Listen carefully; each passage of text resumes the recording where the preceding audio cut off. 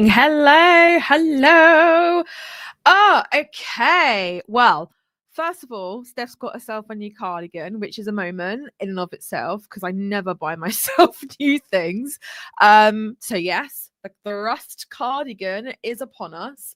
You're going to likely be seeing it a lot because I'm obsessed with it. I love it. I think it goes with everything. Probably doesn't, but I like to tell myself it does. And how are we all doing? If you are in Wales, or kind of like southwest of the UK, have you been blown away? We've had Storm Dara, and everyone is just like losing trampolines, losing roof tiles, trees are down, and it's just like a whole thing. So I'm imagining that probably quite a few people from the UK have still got no power, because it's been quite a humdinger. But let me know if you can hear me and see me is the first question that I should ask, really, but I didn't. Let me know if you can hear me and see me okay and everything is looking hunky-dory your end. Someone give me like a thumbs up, or like let me know if it's all looking good before. Now, this is a moment is when you're thinking, can everyone see comments? Can hear and see you. Okay, awesome. Fantastic. So, welcome everyone. Hands up. What I would love to know. The comments are coming through now. Yes, nice. Hi, Fat Badger. Designs. Hello, Willecki. Hi, Michelle. Storm was bad, but we're all good here. Yes. Okay, good. One of my friends actually went to Wales right when it was kicking off, and it just was awful. I feel so sorry for you guys.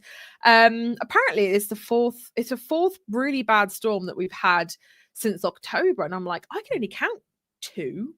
And also anyone who's been affected by the earthquake as well. I hope that you guys are doing good. It always happens right before Christmas, doesn't it? And then you're just like, oh, for crying out loud. But let me know if you are new here. I would love to know if this is your first live, because we tend to kind of have a lot of the same faces every week, which is awesome because it means that I know I'm always going live. I'm seeing like the same people, which I love. But we're also here to help some newbies out as well. So I would love for you guys, if you are new, give me like a little emoji, a little hands up, a little something, to let me know that you are new and for me to welcome you. So today my face is covered in dog hair because it's in my lips, it's in my nose. It's like, so if you see me like doing a lot of face touching, I gave Phoebe a kiss before I came down, and she is molting so badly, and it's like little fine baby hairs, and they get everywhere. If you know, you know. Hands up new. Oh, hi Melissa. Hello, welcome. So every single Monday, although I will admit this is going to be my last live for this year, purely because next Monday we have the HBSA Christmas party. So if you're in the course, we're going to be having some fun with that. And also I want to give myself some time off to kind of recoup the creativity and all that good stuff. But normally every single Monday I am live, same place, same time, just to talk about like timely topics. So last week we talked about GPSR, we talked about European orders, shipping, all that good stuff, and we've talked about algorithm updates. We talked about a lot of different things. So welcome if you are new. We like to go live around here. We like to talk about things. We like to talk it up. So today, do you know what? I'm really annoyed at Facebook for keep knocking my comments up. I'm really trying to see if I can not do it, but it just keeps hitting the comments up, which is really annoying. I can't do anything about it. You can pop out the window, you can hide profile pictures, hide comments. I don't want to do any of that. I just want you to stop knocking it up. Anyway, so today I am here basically, and I want to invite you guys to get involved with this. I want to talk about lessons that I've learned in 2024. Now, if you don't know, if you're on my email list, Christmas Day for the last 4 years, I've always sent like a long letter email, basically talking about all of the lessons that I've learned, the ups, the downs, the good, the bad, the ugly. And today I wanted to kind of like give you a little sneak peek, I suppose, and talk more about those lessons and kind of really get into the nitty gritty of a little bit of reflection on 2024, because I do feel like that is one of the big things that we all should be doing. Is we all should be looking back and saying, okay, what did we do well and what didn't go so well. So I would love for you now to let me know, what was your top win? Or should we do top three? Let's do top three. What was your top 3 wins of 2024? Let me know. What was your top 3 wins of 2024? So mine was, I think the main one for me for May was probably launching the How to Be a Handmade Boss podcast, which is actually a bit of a relaunch because we launched it back in 2021. Didn't really do a lot with it, I'm not going to lie. And then we relaunched it in May. So that's like a massive, massive win. We also debuted the Shop Doctor as well, which is like the shop diagnostics, mini course, all that kind of stuff, which was awesome. And I think the third one for me would be Rise, which is the mentorship program that we have, which was so cool. And we also had like challenges. I mean, I feel like 3 is too much of a restrictive number, but we had the postathon, the sellathon, the listathon, and we just did a lot. We just did a lot. So I would love for you guys now to tell me what your top 3 wins were, or give me just one. Give me just one that you're like, yes, that went really well. So come on, Facebook, come on, you guys, tell me what was your top 3 wins, and Instagram as well. There's some comments on YouTube coming in as well. So let me know, what was your top win? And if you can't fit it into 1, do 3. If you can't do 3, do 1. I would love to know. Started my shop, had steady orders for the last 2 months, and had a lady reach out for a custom order. That's awesome. Well done, you. Getting 2 shelf rentals, sales are up, and Etsy top seller for the first time. I love that. Well done, you. That's so cool. Opening my shop in April 2024. Yay. Finding handmade bosses and new stuff. It's literally changed. It's not up again. It's literally changed my small business, and that's just the challenges. Making 3 sales in 1 day. That is amazing. Submitted art to an exhibition for the first time and sold a painting, brought another in, and that sold too. Well done, Katie. That's in the one in the New Forest, right? Sue says, not giving up on my business. Love that. Willeki says, number 1, signing up for the HBSA. Yay. My business as a whole has 150% growth, which is awesome. And number 3, which is 5-star, which is star seller 3rd month in a row. Love that. Let's go to Instagram now. Creating and launching my new website. That's amazing. I took my makes into the real world for their first market, putting my prices up as instructed by you. Terrifying, but people still ordered. Amazing. I rode the storm of the ups and downs, joined the HBSA and put my prices up. I love that. Awesome. There's so many comments coming in now. I think there's a bit of a delay actually. Which is why I'm like, is there anyone there? Then like 2 minutes later, all the comments come in. Had a weekly target I'd been aspiring to for years, ended up doubling it in 1 week and smashing it for several weeks. That's amazing. Joining the HBSA, growing Pinterest views, better connection with my business and products thanks to the sellathon and Academy course phase 1. That is amazing. Well done. You have Leah's earrings in. Yes, I do. I thought they kind of matched the general vibe. So Leah, thank you for these. They're awesome. Yes, I love this. So many comments coming in. That is great. And I really think it's important, like when we are talking about our wins, is to actually like dissect, which is a gross word, I know, but to look at how we got there and what stepping stones led to that being a thing. I think that's an amazing thing to kind of sit down and like reflect on and kind of say, okay, well, these are my wins, but what did I do to actually get there? So now let's switch gears. I'm going to ask you guys first to tell me what your 1 or your 3 kind of not so winny moments were. So what didn't go so hot, what didn't go so well, what did you feel like was a bit of a letdown? So I would love to know. You can give me 1, you can give me 2, you can give me 3, whatever feels good to you. So tell me what your lessons were. Maybe lessons is like a better word. What was your lessons? What were the top things that you're like, I'm not going to make that same mistake again? I would love to know. I will share mine, but I think because I'm going to launch into like a massive talk fest, so I figure I think it's better if I let you guys tell me yours first, and then I can read them out, and then I can go into mine. So what were the top lessons? What were the things that you're thinking, I'm not bringing that into next year? That's a vibe I want to leave behind. I'm not feeling this. I'm not doing this again. Like, what was your top things? And I'm predicting that at least one of you is going to say, I'm not doing craft fairs anymore. Because there's always that one person that's like, I did craft fairs and it was awful. Or maybe there's one of you who may be thinking, you know what, I'm not going to spread myself too thin. I'm gonna refine and focus. Maybe you've got three or four shops and you're thinking, I'm going to close 2 or 3 of them down.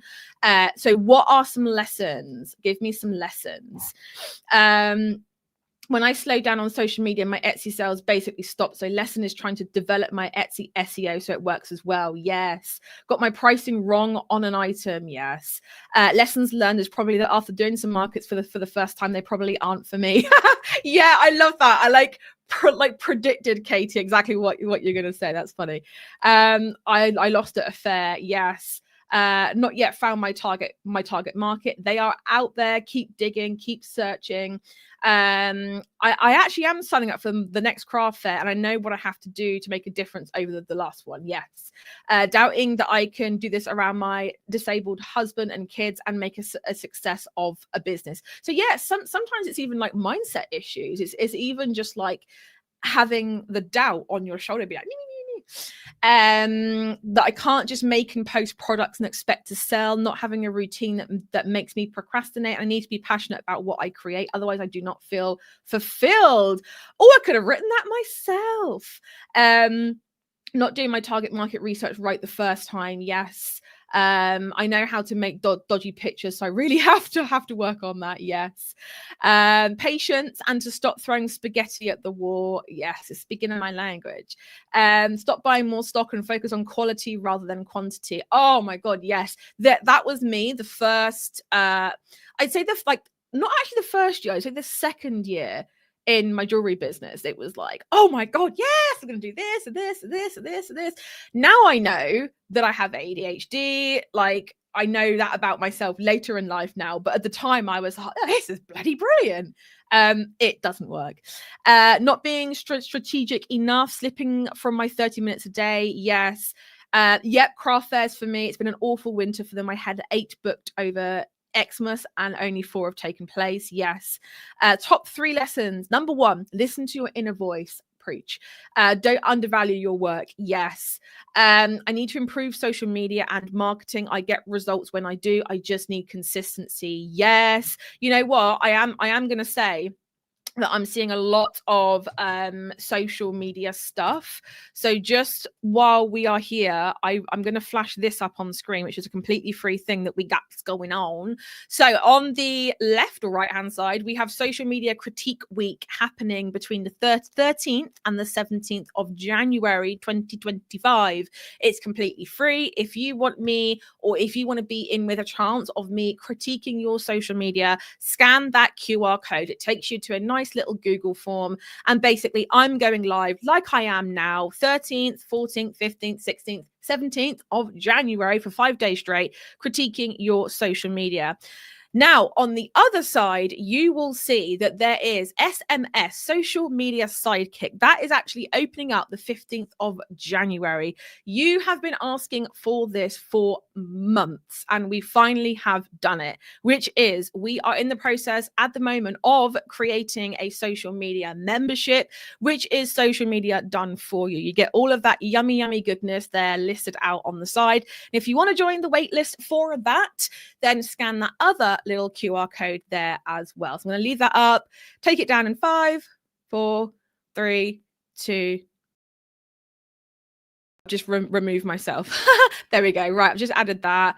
I'm going to pop a little thingy scrolling along the bottom. So if you want to hop in on that, the link for that is there as well. Also spend time focusing on marketing. Let me start that again. Also spent time focused on markets in my Etsy bomb. I've now got it back up and working for me so I can knock craft fairs on the head. Honestly, so many of you are like craft fairs. No. Yes. Yeah, don't be scared about getting your social media critique. Like, as you know, everything I always say is always with love. But I will say I have a dog hair in my mouth and it's really annoying me. I have no more tea. Luckily, I have my water. You know, when it's like right there. Like, only sign up if you want me to be honest. Okay, because that is one thing that I will say is don't sign up if you're expecting me to be like, oh my god, it all looks great, because I won't lie to you. Awesome. So many of you are signing up. That's cool. SMS, yes, it's going to be awesome. It's definitely one of those things that you guys have asked for ages and we've kind of just not really done it. I don't really know why. I think it's like the bandwidth and being able to every single month create social media that's actually going to sell your products. And I think us doing that for you, it's a massive undertaking, but we have a team in place now. We can do it.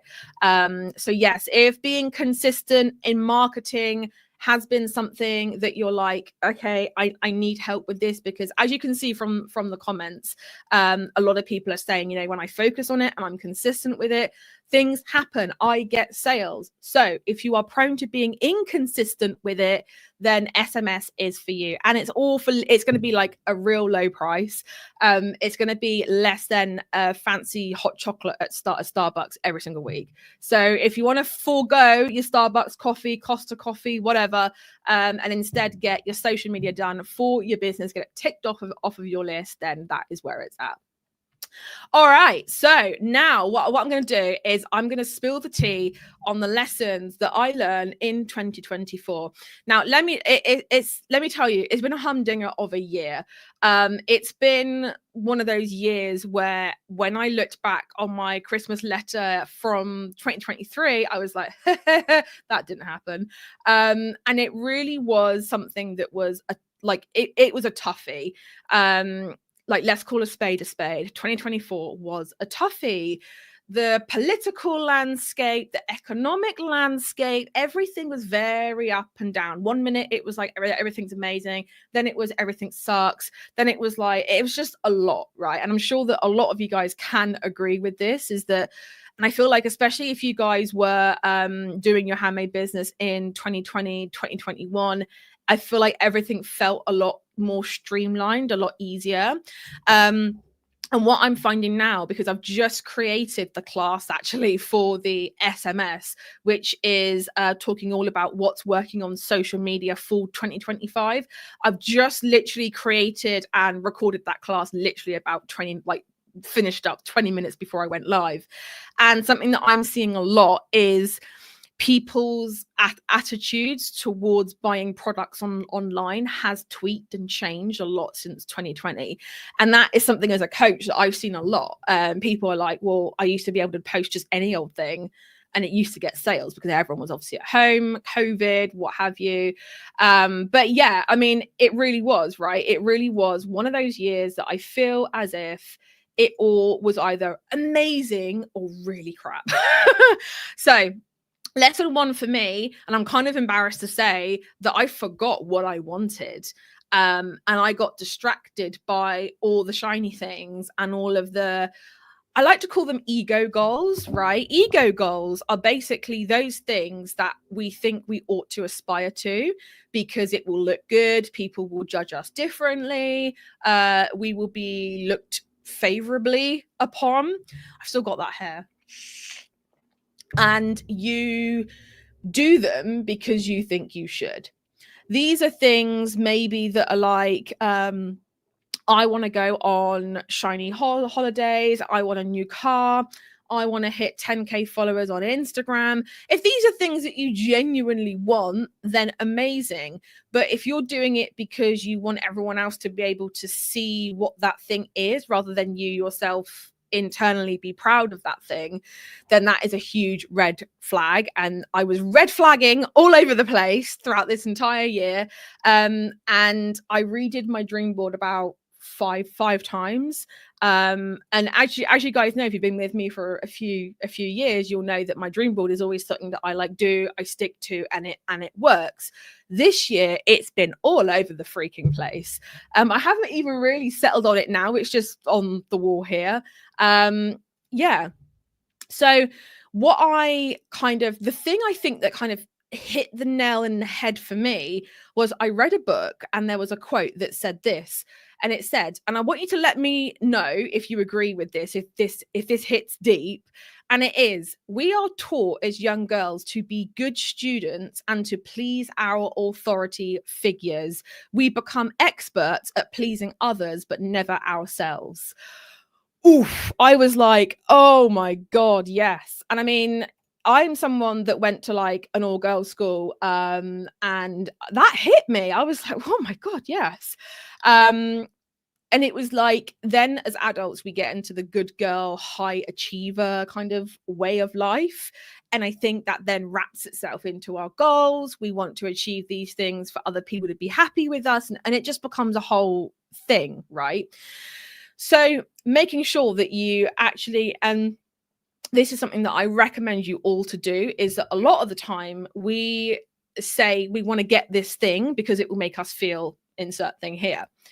So you're relying on your external goals to make you feel happy. I'll be happy when my business hits X. I'll be joyful when I can go full time. I'll be whatever. When actually it needs to be the other way around. It needs to be, we want to feel joy, happiness, whatever. So we're going to do this thing that helps us to feel that way. And it was like, it's a very small shift, but it's kind of like a bit mind-blowing, right? So I would love to know if any of you resonate with that. Yeah, a couple of people are like, yes, sorry, yes, you got that right. Yeah, for sure.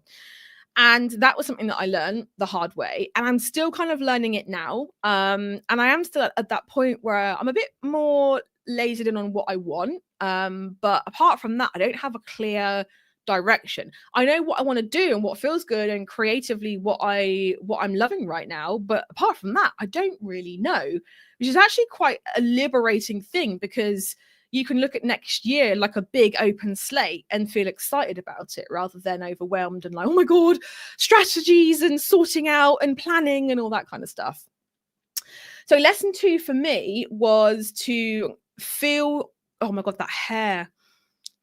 Oh my God, sorry guys. It's there and it won't go away. Oh, I can't dig it out on stream, can I? So let me start again. Lesson 2 was to feel your way through it when thinking doesn't work. I am someone who has very high expectations of myself, and I'm aware of that. And when I don't reach those high expectations and the high standards, and again, let me know if this is you, I get annoyed with myself and I'm like, oh, how can I do that? Blah, blah, blah. And I like grumble and moan and blah, blah, blah. But the issue with it is that when you're faced with a problem, you want to solve it, you want to help, you want to sort it out. But it's like a lot of things, especially in business, you can't really do that with. And I know that sounds really counterintuitive in a weird way, but the problem with a lot of business owners, I think, is that you are someone that is very creative by nature. And I think knowing that, there are a lot of times when we use our thinking brains too much to kind of think our way through a problem rather than feeling our way through it. Lost sound here. Is it just me? Is anyone else lost sound? Let me know. Can you still hear me okay? I've stopped saying I'm sorry and started to put myself in goals first. I've stopped feeling guilty about it. Yes. Absolutely. Yes, I get that so much. Yeah. Michelle says, yep, I feel like I have lots of ideas, but no actual plan, which is why I'm always bad at the serious stuff. Yeah. Can hear you fine, says Jill. If anyone's lost sound, refresh it. It should pop right on back. So yeah, I think feeling your way through problems and thinking about it as well, because, you know, it's always good to have a think about it and pros and cons and weigh it up and all that good stuff. But I do feel like sometimes when we're creative beings, we need to feel our way through it. Does it feel good? Does it feel wrong? Does it feel contracting and very like, ugh, or does it feel expansive, exciting? It's kind of leaning into that intuitiveness aspect of things. And I think so many people are always like, give me the strategy that I need. And I'm a very strategic thinker. And I'm an expert at that. And I love doing it. I love seeing problems and I love figuring out a way to solve it. But I also think that sometimes we have to go, is this a problem that I even want to solve? Am I feeling like I just want to let this go? Do I want to rebrand? Do I want to open up a second shop? Really? Do I want to do that craft market? Or am I just pushing and forcing myself into a box that I don't want to go in? You know what I mean? Now, lesson 3.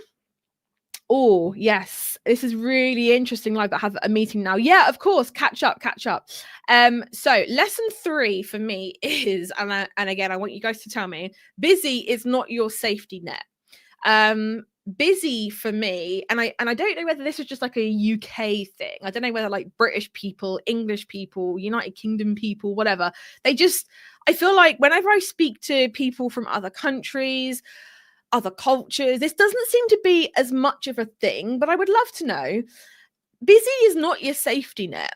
And I don't know about you, but being busy means to me that everything's all good. Being busy means everything was running okay. Being busy meant sales and revenue and money was coming in. Being busy meant I was handling things weren't so stressful. Being busy means she's keeping it together, all is well. But the problem is that if you see being busy as being your safety net, what do you think is going to happen? You're always going to make yourself busy. And unfortunately, 80% of the time, that's not even on stuff that's going to make a damn difference. It's just busy work. And when I first like kind of thought about this, I was like, oh no, but that's not really the case. Because like, you're going to be busy times, stressful times. There's going to be times when you're not. But when I actually dug into it, and it actually turned out that I had to do like a time audit on myself for 2 weeks before it was there in black and white exactly what I was doing and when. And it was something that I was like, oh no, no. One of those internal beliefs, programming, whatever, from early childhood, that it's like, when someone comes up to you and says, how's work? All right. The default answer is, yeah, busy, thanks. Yeah. And when you're growing up listening to that, you're like, oh, busy must equal good. But does it? Does it really? This might sound a bit woo, says Jill, but I've started to have regular Reiki sessions this year. Yes. Reiki, I've done it once. But the person who I did it with then moved away and I haven't done it since. But yes, as Brits, we glorify busy. Yes. I'm an American that travels a lot and 100% agree. Americans are all hustle and bustle, and there are other cultures that know how to relax and not make their work their life. Yes. Being a Brit, if you're not busy, then you must be lazy. Yes, Michelle, that's it. That's exactly it. It's almost like this, like we wear busy as a freaking badge of honor, and it sucks. Like no one wants that. No one needs that. And that was something that I, especially with my burnout in October, and I haven't really talked about it that much. I will do, and there's a podcast episode 48, which is recorded. I think it's coming out January, where I talk in depth about it, dissect it, what's the lessons there, and all that kind of stuff. I always like to be as transparent as I can with you. But yeah, like being busy as a safety net was and has been the thing that's like, oh my god, this is insane. Lesson 4 was calling a spade a spade. And if you've been with me for a while, that is something I like to say. If something sucks, you gotta say it sucks. I'm all for being very positive Penny, not negative Nelly, and all that sort of stuff. But at the same time, if something sucks, you have to call a spade and say it sucks. So for me, that was something that I actually parted ways with a team member at the beginning of this year, kind of like the end of Q1, who in my last Christmas letter, and if you want to go back and read that one and find out what I'm on about, you can if you're so inclined.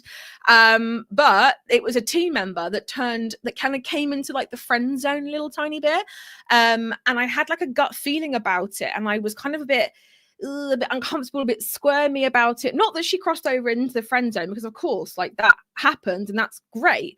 But this particular person, this particular human being, it was a little bit of a misplacement of trust on my part, and it basically blew up in my face in sort of like around February, March time, and it really freaking hurt. It was a tough lesson. It was a tough love lesson. It really, really was. And I think what it taught me was it's no good trying to make something into something that it's not. If it's not working, it's not working. That's it. If they aren't your person, they aren't your person.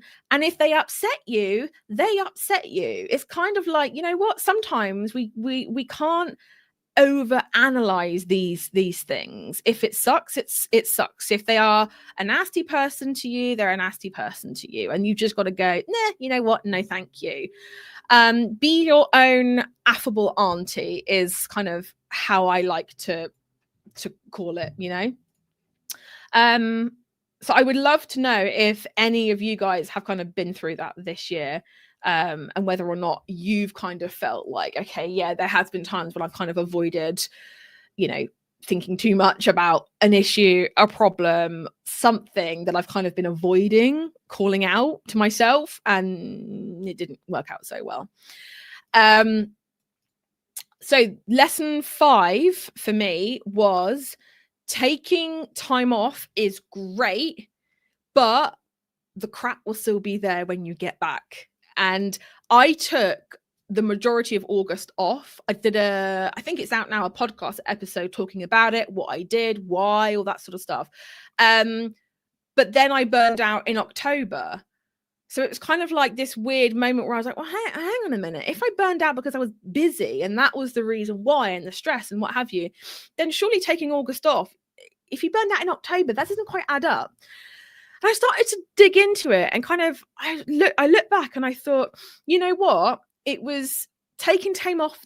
Taking time off is fab, but if you don't sort things out before you go, and it's a massive crap, you're going to come back to that crap, and it's going to happen again. So all you're doing is kind of putting off the inevitableness of stuff that's going to happen. So I wish that I'd sorted the core issues before I went away in August. Granted, it was a bit of a last minute thing. I didn't actually go away. I was still home. I just took some time off.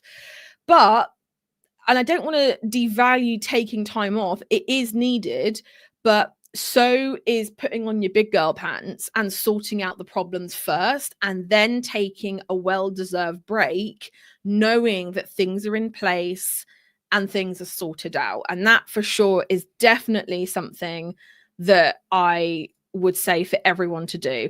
If you are feeling burned out, if you are feeling tired, if there is something and you're thinking, you know what, the Christmas break will sort me right out. I'm going to have some time off over Christmas. I'm going to come back and it's all going to be good. The thing I've learned is actually no, because if you're feeling a way about things now, that's still going to happen when you come back. It's not going to change. There's not going to be anything that's going to alter. It might, depending on what the problem is, you know, it might be massive Christmas orders numbers, you know, which in which case Christmas is going to be over. That's going to sort itself out. But if it is something within your business that you're thinking, yeah, you know what, it's not really going to sort itself out, I would highly, highly, highly recommend sorting it out before you go. And I've got one more lesson, but I am going to keep that for the Christmas letter. So if you guys want to read that, it's going to be sent out Christmas Day. I'm not actually typing it out Christmas Day. It's already pre-written. So don't worry. You're not like, what? You're working Christmas Day. It's already done. I would love to invite any questions. I've got about 5 minutes. So if you guys have any questions about this that you want to talk about, you want to share any additional lessons that you've learned, I really think the key thing for starting 2025 with a bang is to plan, have goals, but make sure that you're feeling your way through it. Don't lean too much into I need to overanalyze every single month, every single week. I need to break things down. If you want help with that, we do have the Handmade Bosses Planner. I know I'm going to get asked for the link, so I'm going to grab that just while I'm here. The Handmade Bosses Planner is a thing. We do have a digital planner and a in-person planner, so I've just popped the link for that in there as well. It's about being realistic and honest with yourself, for sure. Yeah. And I think sometimes we're not. I think also as well, just there is power in turning around and saying, you know what, I thought that this move was going to be something awesome for me, my business, my brand, but actually it turns out it has sucked. So I'm not gonna do that. Tracy, no question, but so glad you're not working Christmas Day. Yes. I tell you, the only time I've worked on Christmas Day was Christmas Day. I think it was last year, or was it the year before? I can't remember. And it wasn't that I wanted to. It was I had this Etsy customer that kept messaging me over and over again. Where's my order? Where's my order? And it was like Christmas Day. And obviously at that time, it was like the 24-hour answer thing. And I was like, right, okay. And she just kept coming back to me. And in the end, I was like, you know what? Have a refund. I'm out. Peace out. I'm not dealing with this.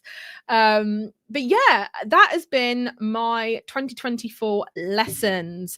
So what I'm going to do now is I'm just going to double check when I am back. So the next live will be the 6th of January, if you can believe it, unless you are in the HBSA, in which case on the 16th, so next Monday, in the HBSA group, there will be a Christmas party, which is going to be awesome. I myself and the team are off for a little bit of time. I should have put the blimmin' times on, shouldn't I? It's in the Facebook group. If you want to know when we're open, when we're closed, you can see that. But the next one is the 6th of January. And that we are going to be talking about how to grow your social media audience without posting every single day. So my loves, I just want to wish you an amazing Christmas time, turkey time, holidays, whatever you call it. If you do Christmas, if you don't do Christmas, I just want to make sure that every single one of you have had an amazing break, have had an amazing year. And thank you so much for joining me on these lives, in the challenges and all that good stuff. The groups and everything will continue to be open. I'll still be on Instagram. I'll still be doing all that stuff. It's just the lives, because they're there every single Monday, that it hops over the time when I'm off.